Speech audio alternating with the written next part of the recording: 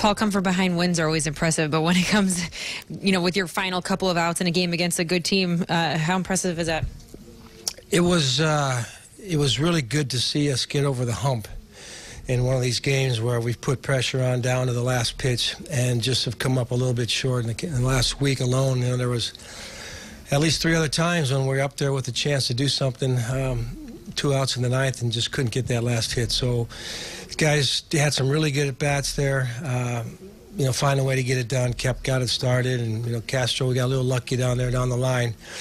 But, guys came through. Dozier getting the tying run in. We've been having trouble getting that guy in from third, and then Polanco, who's been taking really good at-bats now for the last several weeks. So, it feels really good to win the first game here, especially in that type of fashion.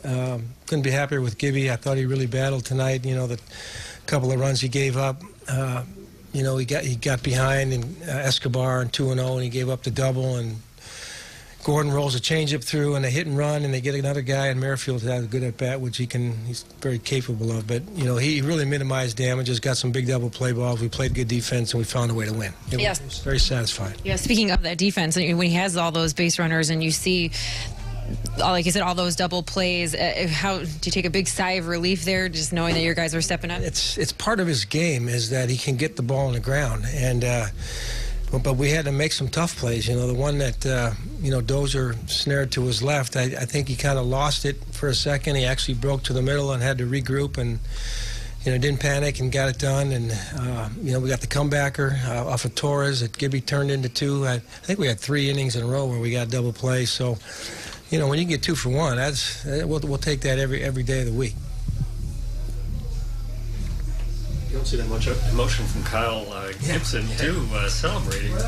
I think if you're, for the most part, you're kind of reserved in your emotion, even though I think Gibby's got plenty of it.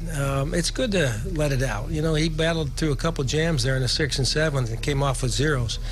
And he was fired up. And I took him out of the game. I just thought that he had done his job, and he was our biggest cheerleader there in the 8th and 9th. So, he was into it. With the way Polanco has been playing, what was kind of your level of confidence?